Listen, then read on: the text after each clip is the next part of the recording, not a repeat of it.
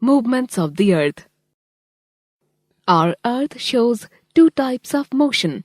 It rotates like a top and also revolves or moves around the sun in a fixed path. It does not seem to be moving to us because everything on the Earth, including the air around it, moves with it. Rotation of the Earth.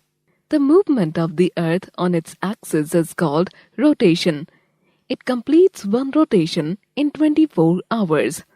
The rotation of the Earth causes day and night. At any point of time, only some part of the Earth faces the sun. That part of the Earth will have daytime. Simultaneously, the other part which does not face the sun will have darkness or night. As the Earth continues to rotate, the areas that were facing the sun gradually move away, and the other areas which were away from it face the sun. At the end of 12 hours, the situation is completely reversed.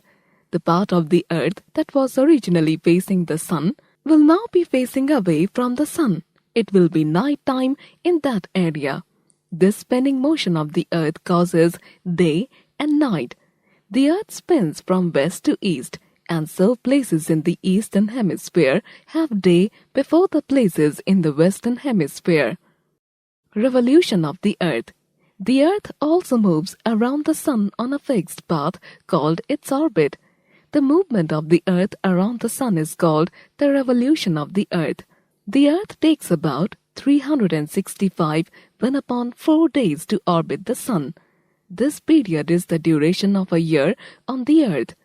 The quarter 1 upon 4 day is a little awkward to calculate.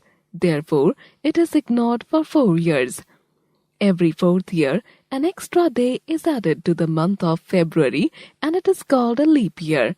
So, in a leap year, there are 366 days, and February has 29 days instead of the usual 28 days. Seasons. The Earth is slightly tilted on its axis. Similarly, the Earth rotates around an imaginary tilted axis too. This tilt of the axis and the revolution of the Earth cause seasons. The 4 main seasons on the Earth are summer, autumn, winter, and spring. Let us find out in greater detail how seasons are formed.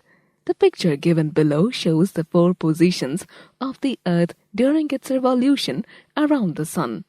In the picture previously given, observe the position of the Earth on June 21. In this position, the northern hemisphere is tilted towards the sun. At this time, the sun's rays fall directly on the Tropic of Cancer in the northern hemisphere. This is known as the summer solstice. The northern hemisphere then experiences summer.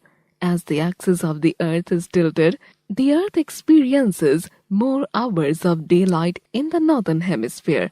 So the days are longer in summer. Simultaneously, the southern hemisphere is tilted away from the sun and thus experiences winter.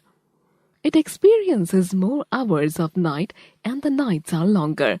Now observe the Earth's position on December 22nd. The seasons in the 2 hemispheres are reversed. The northern hemisphere is tilted away from the sun and has winter. On the other hand, the southern hemisphere is tilted towards the sun and has summer. This is called winter solstice. The sun shines directly on the Tropic of Capricorn on this day. Observe the position of the Earth on March 21st and the position of the Earth on September 23rd. The sun shines directly overhead at the equator. Because of this, the length of the days and nights are equal in both the northern and southern hemispheres. So, we experience spring in the northern hemisphere and autumn in the southern hemisphere. These days are known as the spring and autumn equinoxes respectively.